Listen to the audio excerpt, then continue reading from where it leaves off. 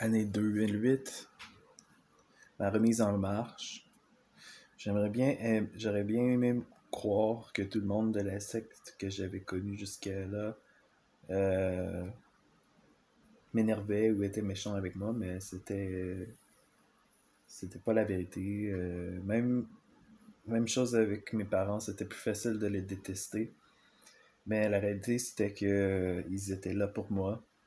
Même ma mère était là pour moi quand je suis retourné chez eux. Mais je lui dis que j'étais trop submergé alors que je prenais une année sabbatique. Oui, ça veut dire une année off, sans travail. Je pouvais me le permettre car j'avais l'argent. J'aimais l'idée. Ces années sont prises pour faire le point, réfléchir au futur et se réorienter. C'est à partir de là que je me suis mis en transition. Mais je ne pouvais pas continuer le mode de vie Témoin de Jéhovah. Je voulais être fidèle à moi-même. Maman m'écoutait parler quand j'exprimais mes émotions, comme elle l'avait fait précédemment avec mes deux tantes, euh, Nathalie et Claude Bourque. J'avais l'impression que juste parler de mes émotions était aidant, je sais pas, peut-être que ça l'était pas. J'ai dû me débarrasser de mon chat quand j'ai quitté mon appartement en haut de chez Claudette. J'ai remis toutes mes responsabilités à mes parents. Et j'imagine que le chat a été euthanasié parce que si on trouvait personne à qui le donner. De ma nouvelle chambre en haut de chez mes parents, j'écoutais Marie-B avec l'album Dangereuse Attraction, un son qui sonnait plus ado que je ne l'étais. J'avais déjà entendu parler de Marie-B, mais je m'étais jamais vraiment intéressé à écouter ce qu'elle faisait. Je rêvais à ce que ressemblerait Montréal, mais c'était surtout sexy comme musique. Je pense qu'elle avait le même âge que moi. Patrick habitait dans la chambre à côté. Il avait plein de posters de boys band japonais sur son mur et une collection de mangas. C'était décoré style coréen, japonais. Je dois dire que je l'enviais un peu. Il avait aussi la cuisine japonaise qu'il cuisinait avec ma cousine Tanya. Il écoutait des drames coréens comme Anna Yori Dango. Il était un gros fan de Utada Hikaru qu'il écoutait sur repeat. Et ça m'énervait. J'ai commencé à apprendre ma tune Blue Mind au piano parce que j'étais plus attiré par la tristesse dans la musique que la joie. Les week-ends, j'écoutais les mix de Daniel Desnoyers, ce qui était plus positif. Euh, J'avais plus de temps pour me consacrer à la musique aussi. La musique, c'était une des seules affaires qui m'avait pas trahi dans la vie. C'est probablement la chose qui m'a sauvé. J'écoutais le spectacle d'Armin van Buren, Imagine. J'ai eu une expérience peak en écoutant la musique et j'avais envie de comprendre. C'était une expérience spirituelle. Armin avait été voté numéro 1 au monde dans DJ Mag. Et je m'étais donné cet objectif irréaliste. Et je faisais semblant d'y croire. Patrick écoutait Family Guy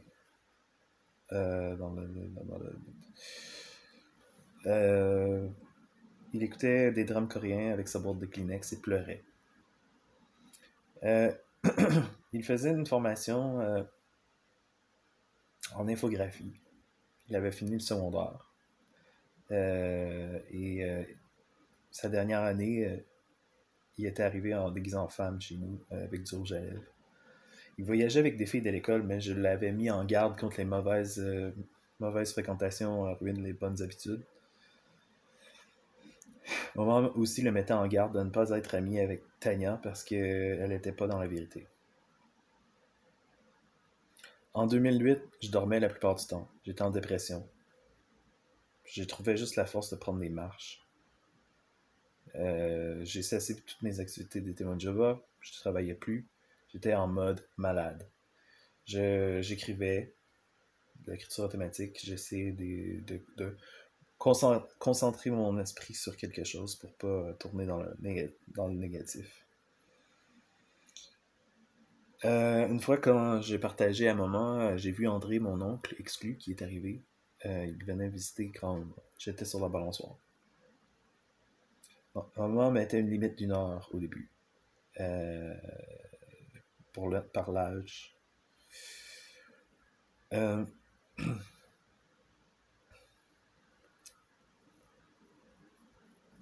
Maman avait aussi été là pour Daniel pendant qu'il vivait son divorce. Donc, elle avait un peu d'expérience pour écouter des histoires. Par contre, je me mettais beaucoup en victime. Et j'ai appris plus tard sur le triangle victime, bourreau et sauveur. C'est que peut-être qu'à quelque part, maman avait besoin de se sentir utile en devenant mon sauveur. Ce qui faisait que j'étais dans le rôle de la victime. C'est plus tard qu'on a appris à avoir une distance entre nous. Quand mes parents ont fait la formation de sauveur à aidant.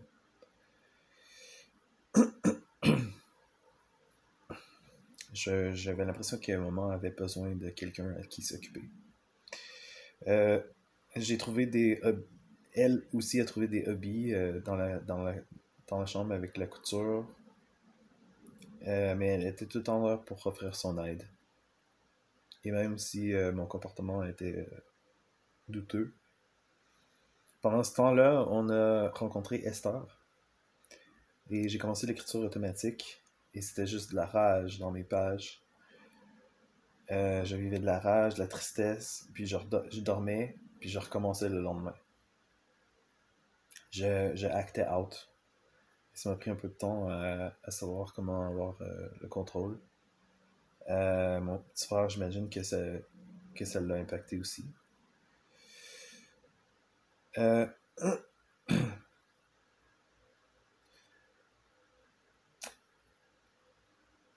j'ai vendu des trucs. J'ai vendu Magetta, mon système de son. J'ai trouvé un acheteur sur Internet à Abidjan, en Afrique.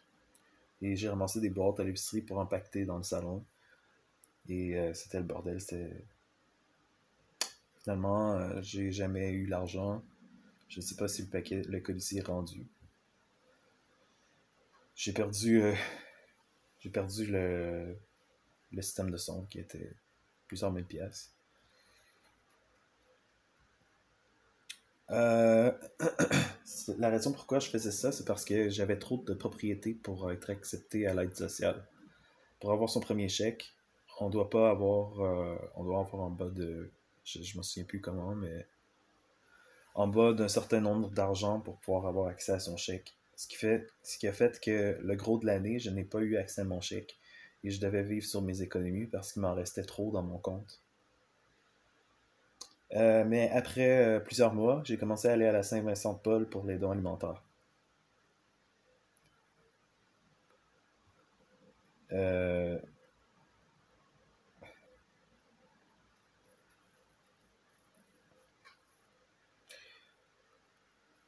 j'ai été Finalement, quand j'ai stoppé la construction, je suis tombé pauvre dans le temps d'une année. Euh, et puis, j'étais dans le négatif beaucoup. À un moment donné, j'ai même fait une joke à ma mère, hommage à Louis-José Hood, j'ai dit de me montrer ses boules, et puis c'était pas vraiment drôle.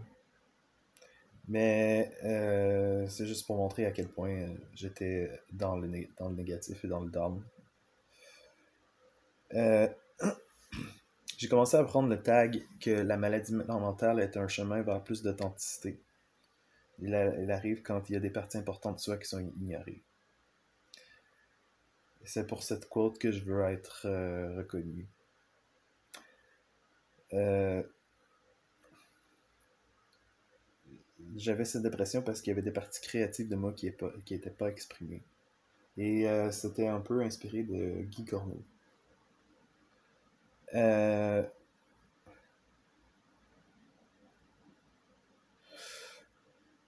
je ne réalisais pas, je prenais, je crois, après avoir pris quelques substances, je me suis retrouvé avec un déclin de libido. Et Et je ne réalisais pas à quel point ma consommation m'affectait. Parce que j'étais sur des antidépresseurs, je dormais sur le Celexa, l'Effexor, euh, et l'alcool plus tard. Mes parents ont dit à Patrick que j'étais devenu dangereux. Je ne sais pas sur quoi ils se basaient pour dire ça. Est-ce que c'est parce que je ne croyais plus au témoin de Jéhovah? Ou est-ce que c'est à cause que je mimais devenir le Joker?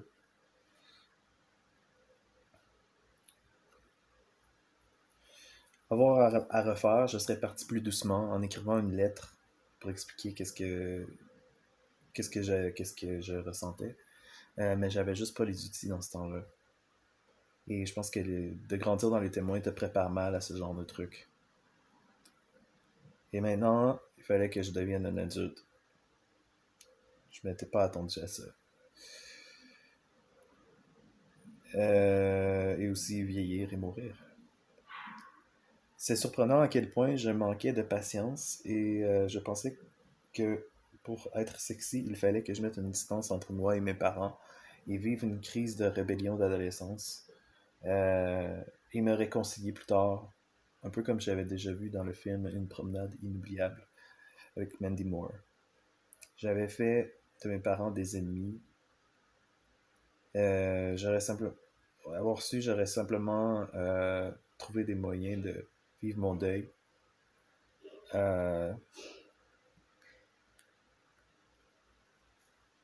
mais j'imagine que j'ai appris beaucoup dans le processus. Parce que dans le temps, je voulais devenir un tough pour être respecté. Je voulais être traité comme un adulte. Mon père il disait que c'était parce que j'avais trop regardé de télé. C'est parce que t'as regardé trop de Stargate, mon gate. Je trouvais ça insultant. Mes parents se demandaient. Mon père trouvait que j'étais déconnecté de la réalité. Mes parents se demandaient ce qui s'était passé avec moi pour que je prenne une dérape comme ça. Et une fois dans le salon, j'ai crié: Je vais me trancher la gorge. J'ai poussé papa contre le mur pour montrer que je pouvais me battre. Euh, j'exprimais mon mal-être, mais ma maman me disait: Ne parle pas comme ça. C'est ça qui m'avait motivé à me menacer de me suicider. J'en avais marre et c'est là que ma maman a appelé l'ambulance sur moi. J'ai coopéré. Euh, ils n'ont pas eu besoin de me mettre un camisole de force. Ça m'a fait du bien de prendre l'air et de changer d'environnement pour être dans l'ambulance. L'ambulance était confortable, réconfortante. À partir de là, j'ai trouvé de l'aide. J'ai été hospitalisé à l'hôpital de jour, à côté de l'hôpital de Saint-Georges, dans l'ouest. Maman venait me chercher, me porter le matin et le soir. Euh, J'avais déjà été à l'urgence, déjà avec mes parents, pour un high de weed. Euh, et là, je me souviens qu'on m'a demandé ma carte d'assurance maladie. J'ai resté quelques jours à l'urgence pour faire une évaluation. Quand j'ai découvert La Rage de l'Ange, c'était à super écran. Ça parlait de la rue, les jeunes, la drogue, la prostitution. Ça se passe à Montréal. J'étais un petit peu plus vieux que les personnages principaux dans le film, et à quelque part, ça venait me chercher, parce que c'était en québécois. Puis ça venait me chercher dans mes émotions. Je m'identifiais au personnage d'un ange qui était maintenant passé en mode rage. Euh, Maman me répétait de me dire pour l'instant, ce que je vivais dans la vie aujourd'hui ne serait pas la même chose que demain. Peu importe comment les choses sont difficiles, c'est juste temporaire. De réaliser que les témoins n'avaient pas raison était assez catastrophique, je l'ai déjà dit. Euh, j'ai commencé à lire à la bibliothèque. J'ai lu des livres sur les bonnes habitudes de vie, comme avoir les plusieurs sphères de la vie, comme l'amitié, La passion, les hobbies, la famille, le soi, le spirituel, le bénévolat, le travail, les études. Tout ça, c'était pour pouvoir être plus équilibré, pas mettre mes œufs tous dans le même panier. J'avais touché le fond maintenant. Et j'étais devenu un exemple pour ceux qui ont des excuses, qui disent qu'ils ne peuvent pas à cause de «Ah, je suis trop vieux» ou whatever l'excuse. Alors, j'avais vécu le pire et je m'étais remis en marche. Euh, pour moi, ça a pris 7 ans avant de pouvoir penser à Alexina et ne pas être trop affecté. Le fait qu'elle me rejette me faisait me questionner sur moi-même, ma façon d'être. Et les médias aussi m'avaient fait croire que vrai homme signifiait qu'on pouvait utiliser ses points et être agressif. Et donc, c'était une masculinité toxique que j'avais développée. Et j'avais pas d'ennemis à combattre, donc c'était mes parents qui étaient là, puis ça passait sur eux. Je voulais juste me donner un air tough. J'avais envie de revoir mes amis du secondaire aussi. Je cherchais leur numéro dans le bottin. J'ai revu, j'ai revu JP. Il travaillait à AgroPur, une shop de produits laitiers. Euh, j'ai essayé de travailler au dépanneur où Renaud travaillait, sans succès. Renaud aussi prenait des anxiolytiques pour l'anxiété.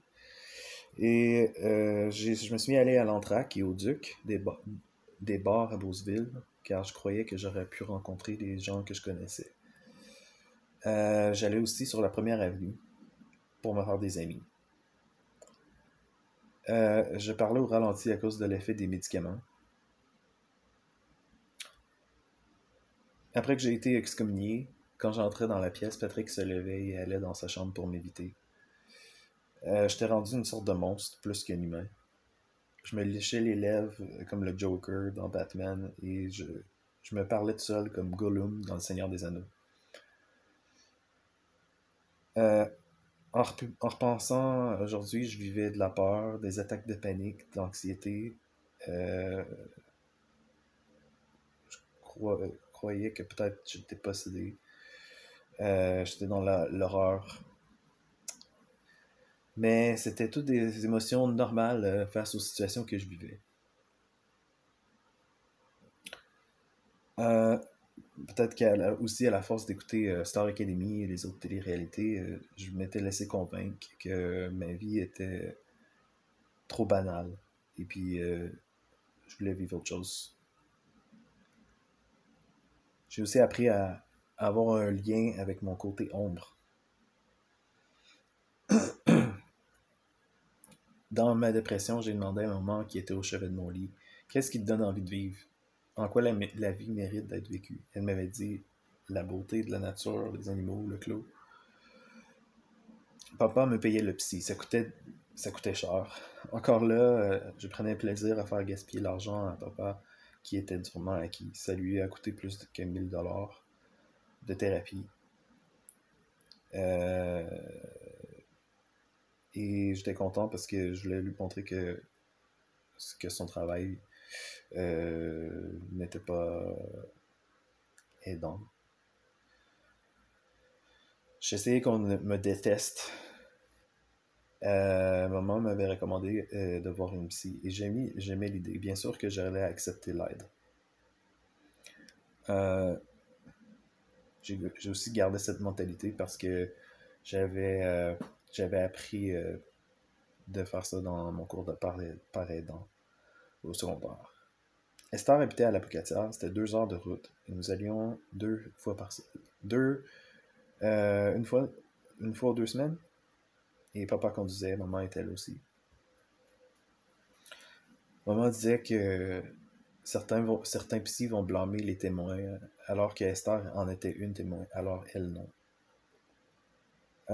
Même chose avec Linda Munger, que j'allais aussi voir. qui était naturopathe, une soeur de notre congrégation. Je me souviens qu'après la séance, nous étions au resto, je racontais un peu comment ça s'était passé et récapitulais ce que j'avais appris. J'avais une période de confusion pour remettre en ordre mes idées. Papa était assis devant moi, il mangeait vite. Et il y avait de la graisse de bouffe sur les lèvres que je trouvais dégueulasse. J'explique ce que j'ai appris. J'ai pris un personnage dans mon adolescence pour essayer d'imiter mon frère et m'adapter à l'environnement. Mais c'est pas vraiment moi. J'ai fait un dialogue avec moi-même avec 2 chaises et 2 crayons de couleurs différents, en changeant de main à main pour savoir qu'est-ce que je pensais vraiment. J'ai appris que le mot travail pouvait avoir une connotation positive, même si et c'était possible d'aimer sa job. J'avais appris que j'étais kinesthésique. Donc, j'apprends avec le hands-on. J'avais besoin de nourrir mes sens avec des chandelles, coussins, musique, etc. Esther disait que son mari était un peu comme papa et qu'il ne voyait pas l'importance de ces choses.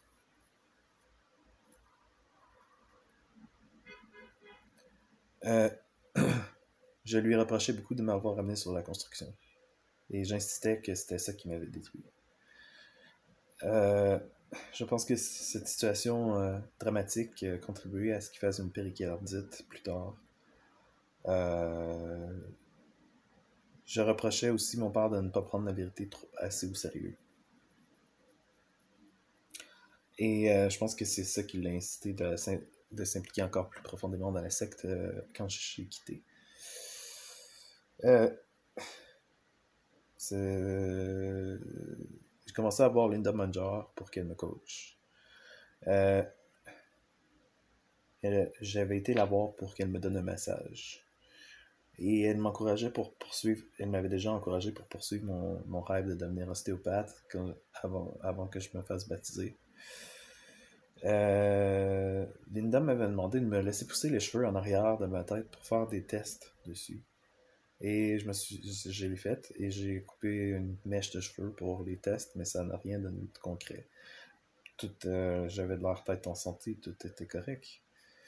Linda me recommandait de prendre des longues marches pour changer les idées. Comme ça, je remarquerais qu'est-ce qui était autour de moi et mon discours mental deviendrait plus positif. Elle me disait que j'étais une chenille qui allait se transformer en papillon.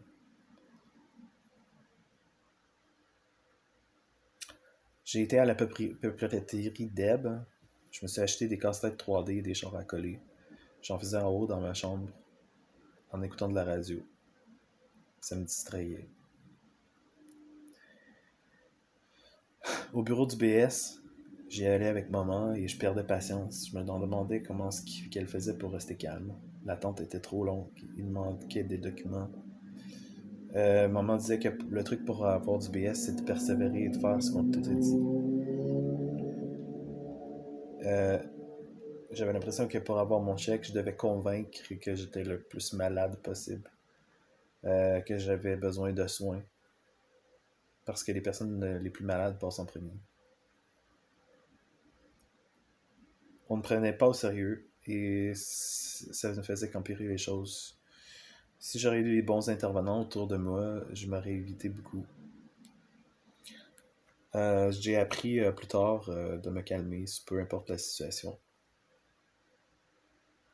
Les CLE contre lesquels on m'ont aidé à développer ma patience. À la Saint-Vincent-de-Paul, je voyais aussi des pauvres et des malades.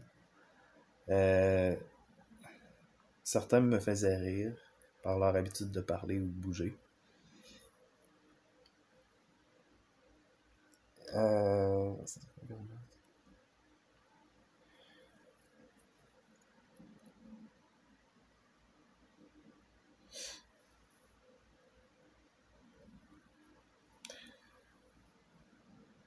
Je pense que c'était ça qui avait brisé ma relation avec Alexina. C'était mon insécurité concernant mon corps. J'étais tellement gêné aussi.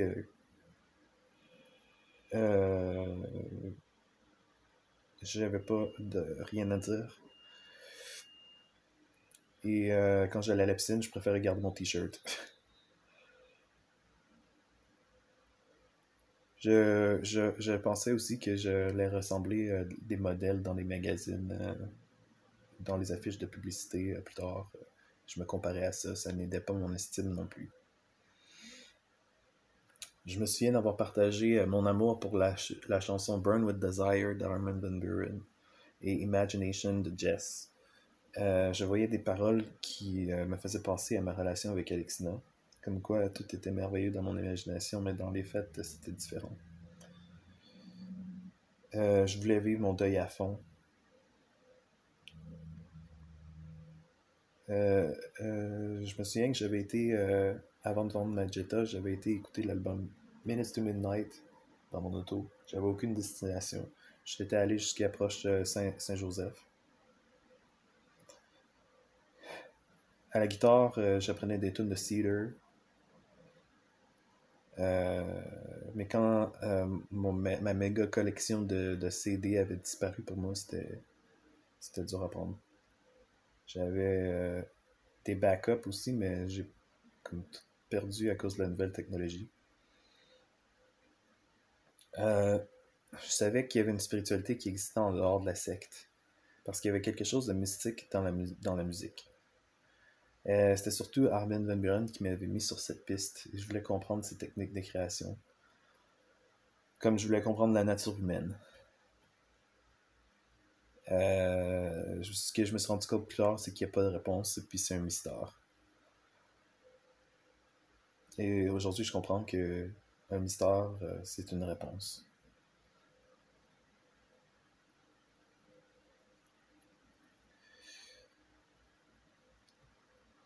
Dans mes efforts de devenir musicien, je me suis fait un cartable rempli de paroles de chansons avec des accords, dans le but de devenir un chansonnier. J'avais déjà fait un cours de guitare. J'avais déjà fait un cours de guitare pour montrer aux autres.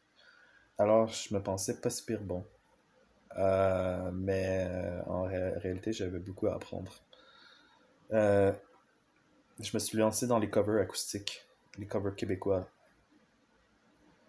Je me suis fait une carte de DJ, un logo. J'ai recommencé à dessiner un peu. Par exemple, j'ai dessiné le trailer dans notre cours. J'ai dessiné par contre au crayon très pâle, ce qui est pas bon parce qu'avec le temps, ça disparaît. Ça devient c'est moins permanent. Euh,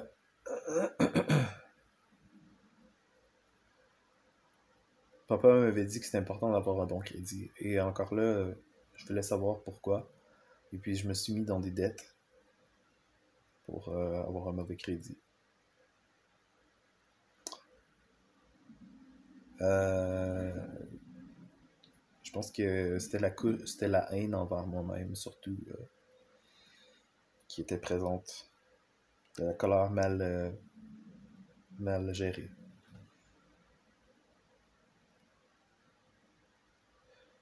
Ce que j'ai su plus tard, c'est que mon père voulait m'éviter la pauvreté. Parce qu'il avait grandi dans la pauvreté. Il voulait m'éviter ce qu'il avait déjà vécu.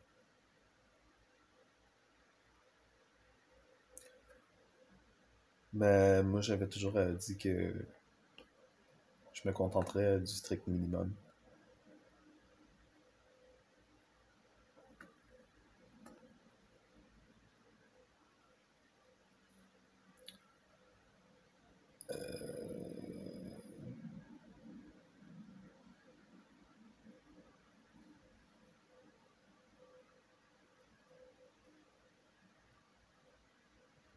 J'ai été voir mon grand-père. J'ai été le rencontrer pour la première fois. Roger, qui habitait dans l'Ouest. Et on a jasé. Euh, je voulais vraiment aller dans des événements de musique électronique. Et je savais que la Beauce, c'est pas comme en Europe. Puis c'est pas aussi hot, mettons. Fait que. Mais j'étais allé à Techno Chapelle. Puis je buvais du Red Bull. Et j'ai resté jusqu'aux petites heures du matin. Et je spottais une fille. Les gars jouaient au hockey le matin. J'étais pas. J'ai pas pris de substance autre que le Red Bull cette fois-là. Et c'était très underground. Mais ça devenait ennuyant de danser tout seul. Dans ce temps-là, quand j'allais à des événements, je spottais les belles filles et puis je m'essayais des fois. Euh, à Tiesto, une fille avait flashé ses seins. Et elle était sur les épaules d'un gars.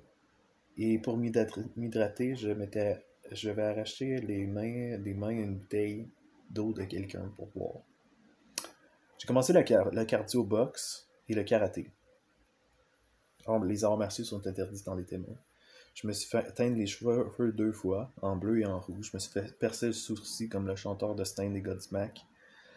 Et je me suis fait faire un tatou à Montréal en 2010, sur la rue Saint-Denis. J'ai poursuivi mes études post-secondaires. Je me suis intéressé encore plus au yoga, car je faisais déjà 5 pauses le matin sur mon lit quand j'étais plus jeune. Je me suis rendu... je voulais avoir une carrière qui allait mettre en valeur mes forces et développer des bases de l'école post-secondaire comme l'esprit critique. Je voulais savoir qu'est-ce que j'avais manqué. Il y avait des trucs que les témoins aussi nous avaient empêché de faire. Et j'ai appris à plein d'outils pour me connecter à mes émotions et faire de l'introspection. Je lisais des histoires d'ex-membres de Témoins de Jéhovah et j'ai rejoint JWR, le forum, en 2010. Si un ex-membre me demanderait aujourd'hui qu'est-ce qu'on fait pour prendre des décisions après avoir grandi Témoin de Jéhovah et avoir été excommunié, je lui dirais que c'est à chaque individu de décider. Je me souviens que dans ce temps-là, je me fâchais quand on me donnait le choix et j'étais désespéré pour que quelqu'un me dise quoi faire. C'était sans doute pour ça que j'aimais les cours de yoga et d'arts martiaux parce que tu peux suivre les instructeurs, les animateurs qui te disent comment bouger. Et tu peux mettre ton cerveau à off. Mais tout ça peut virer en désastre, comme par exemple, quand je travaillais au Joanina, une personne me demandait si j'allais me saouler le soir. Ces suggestions de ce genre-là, t'es mieux d'éviter.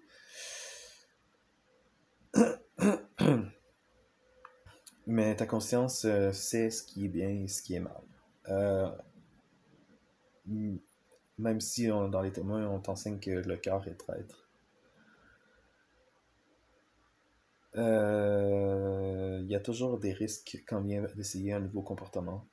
Essaie de savoir si le risque en vaut la chandelle. Parce que certains trucs t'auront des belles surprises, mais d'autres auront des conséquences désastreuses. Tu n'as pas à changer à qui tu es pour devenir une autre personne. C'est ce que je veux dire. Parce qu'un coup excommunié, tu restes exactement la même personne que tu étais. Pour ce qui est d'essayer des nouveaux trucs, tu le fais juste si ça semble être une bonne idée.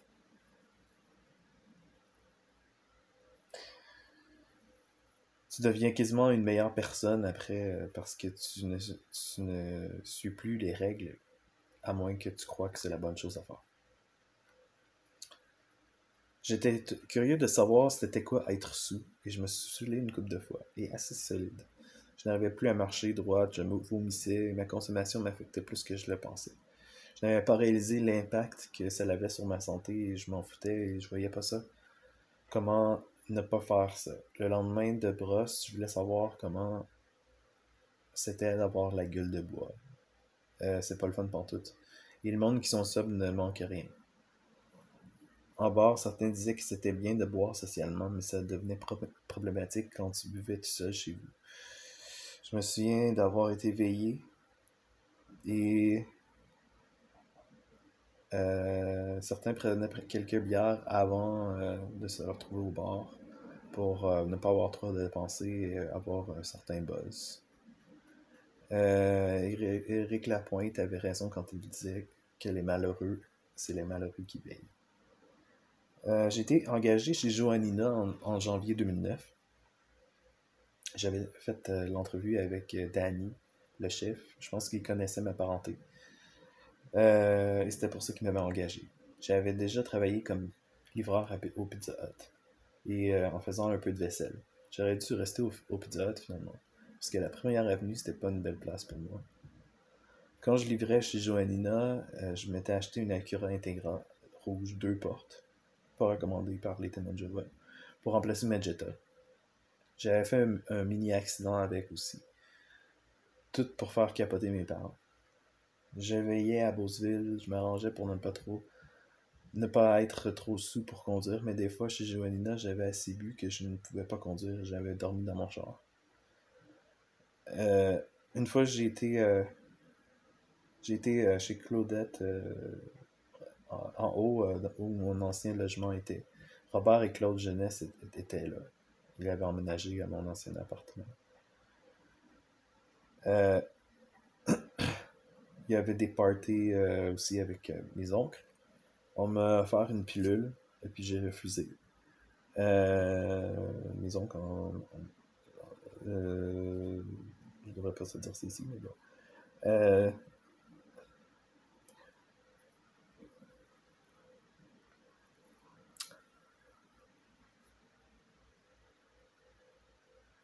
je vais me censurer pour la suite, parce qu'il y a des affaires qui sont comme pas disables.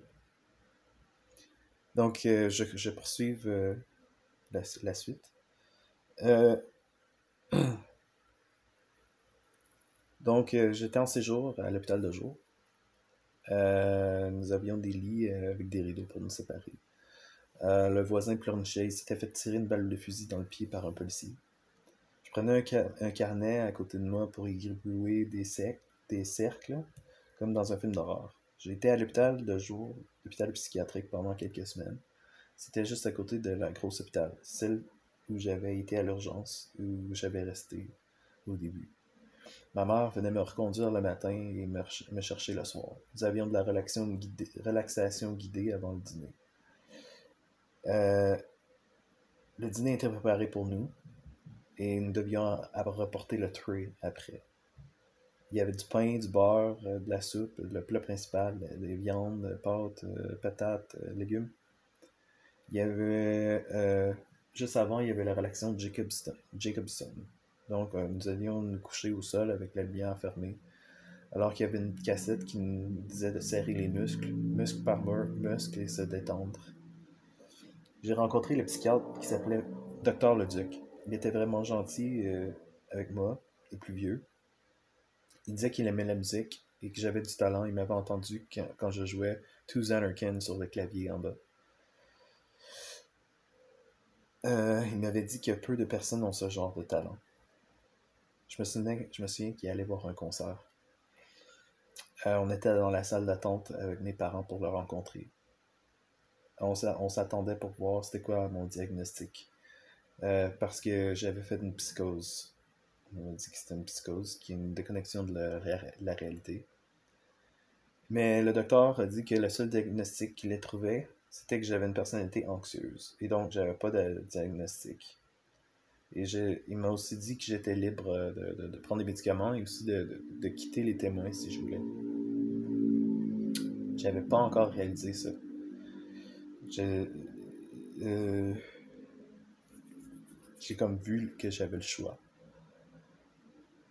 Bien sûr, il allait avoir des conséquences à ce choix, mais il fallait que je m'y attende. Il ne m'a pas forcé à prendre des médicaments non plus. Il m'a dit que ça aussi c'était un choix. Euh, à l'hôpital de jour, on avait du tricot des fois en après-midi. Et j'en avais fait avec les clous piqués dans les bobines de fil. Quand tu tires par en dessous. C'était arrangé pour qu'on ait le moins de stress possible. Les patients pouvaient juste relaxer.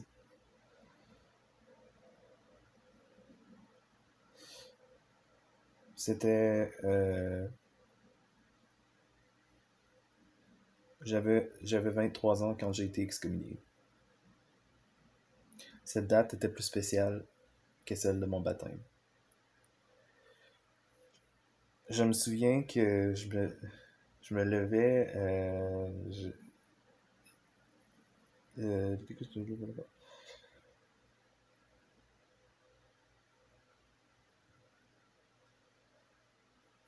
J'ai aussi essayé de retourner pour travailler sur la construction avec Claude Poulain. Mais je me suis pas présenté à la job sans avertir. Et ça l'a fâché mon employeur. Il m'a juste dit que c'était fini mes niaiseries. J'ai eu mon comité judiciaire et j'étais partant pour confesser mon péché de m'être saoulé. Même si c'était pas la vraie raison pourquoi je voulais plus être témoin. Euh,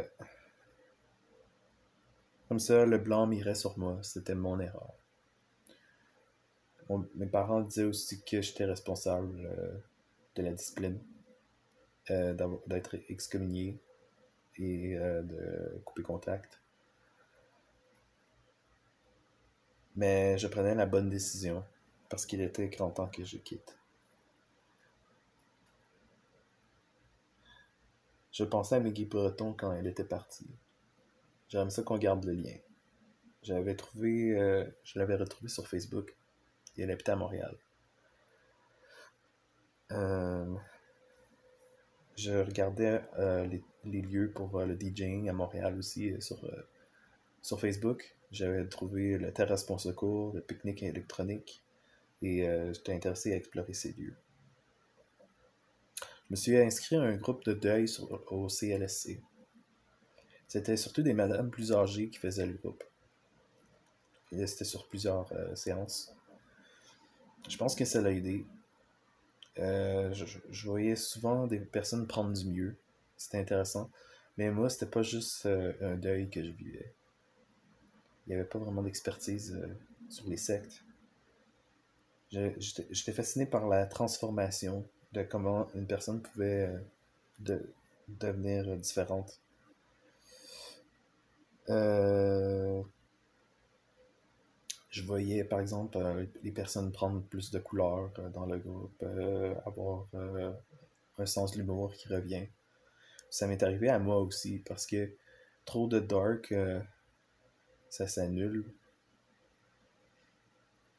J'ai commencé à écrire de la poésie comme l'a fait Scott Stapp de Creed, pensant qu'un jour ça allait devenir des chansons. Lui aussi avait quitté sa religion. C'était une religion chrétienne et ses poèmes étaient inspirés de ça. J'ai aussi été inspiré par Marie-Mé. En automne 2008, on m'a annoncé à la salle que j'avais été excommunié. C'est mes parents qui me l'ont dit, car je n'étais pas retourné à la salle dans les dernières fois. La dernière fois que j'avais été à la salle, j'avais eu une attaque de panique et j'étais assis dans la petite salle. Alors je n'étais pas retourné. Je pense juste que j'ai retourné pour un mémorial ensuite. Pour moi, les témoins ne m'ont pas harcelé. J'ai juste vu que mes parents avaient le cœur brisé, que il manquait pas une occasion de me dire de revenir à Jéhovah. Si je veux être sage et heureux, et trouver une copine, ou avoir une vie de famille heureuse, tatati tatata. Je crois que c'est des fausses promesses maintenant. Parce qu'un jour, je les ai crues. J'ai aussi cru que nous vivions dans les derniers jours et que l'esclave fidèle et avisé sont guidés par Dieu. Mon communauté judiciaire fut très court. J'ai avoué que je m'étais saoulé, que je n'étais pas repentant. Je leur disais en d'autres termes que je n'avais plus envie d'être témoin de Jéhovah et j'allais assumer les conséquences. Mais je pensais que mes parents auraient mis en application le shunning. Je pensais pas que les parents auraient mis en application le shunning. Et le fait qu'ils le font m'a confirmé que c'était une secte. C'était très étrange comme comportement et robotique, puisqu'on refusait d'avoir une conversation. D'une manière, je leur ai montré que je pouvais agir de façon méchante, sans conséquence. Mais c'était mon statut dans l'organisation qui faisait que on allait couper le contact. Ils ne voulaient pas entendre parler de mes opinions. Ils répétaient des phrases de la secte quand on se voyait. Ils refusaient de parler. Sauf si j'étais en danger de vie ou de mort. Il avait déjà pris ma santé mentale et ma santé physique et influencé mes choix de jeunesse. Et maintenant, ils allaient prendre ma famille. Euh, Maintenant, je devais quitter. J'avais quitté mes amis à l'école pour rejoindre la secte, et maintenant, je devais quitter ma famille pour en sortir. Je trouvais que c'était des règles d'humain superficielles, que Jésus n'aurait jamais agi comme ça. Peu importe, il n'y avait pas de gagnant dans ça. Tout ça a été un choc. Je me voyais en extraverti manqué. Et j'étais obsédé par des programmes de confiance en soi et de développement personnel. Sans Esther, j'aurais probablement jamais fait ce travail. J'aurais probablement jamais fui l'organisation. Je voulais aussi me remettre en marche et j'ai pris un programme d'emploi Québec qui s'appelait Jeunes en action. C'était juste une question de temps avant que je doive déménager à Saint-Georges puisque mes parents m'avaient donné un délai pour quitter, puisque j'étais exclu. Ça ne faisait rien que je fasse le bien autour de moi ou que je sois heureux ou en santé. L'important, c'était de ne pas me fréquenter. Et j'ai remarqué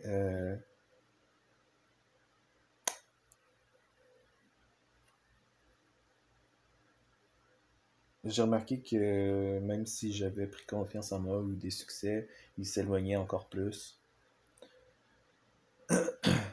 Ils, ils espéraient que ma vie dans le monde soit assez difficile pour que je revienne. Et on m'a déjà dit que je, qu'ils préféraient que je sois légume ou en chaise roulante ou handicapé et témoin plutôt que dehors et en santé. Comme j'avais assez de points Zellers, je me suis acheté un sac à dos. J'ai retourné à l'école aux adultes à Beauceville. Pour mes préalables collégiales, ça faisait tellement gratte-scène pour le sac. Et ça faisait longtemps que j'étais pour retourner à l'école. Rendu là, je croyais à l'impossible, puisque quelques mois avant, je voyais que c'était impossible pour moi de même sortir du lit. Alors que mes marches devenaient de plus en plus longues, et je commençais à faire des démarches pour avoir une job, retourner aux études.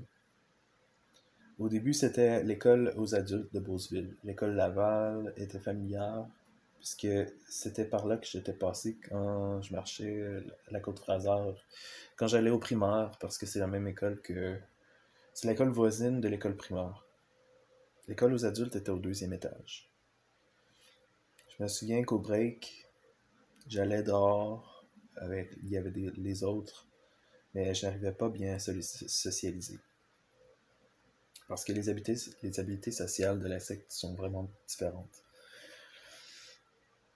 Euh, et je pense que je vais arrêter là. Et ce sera la suite plus tard.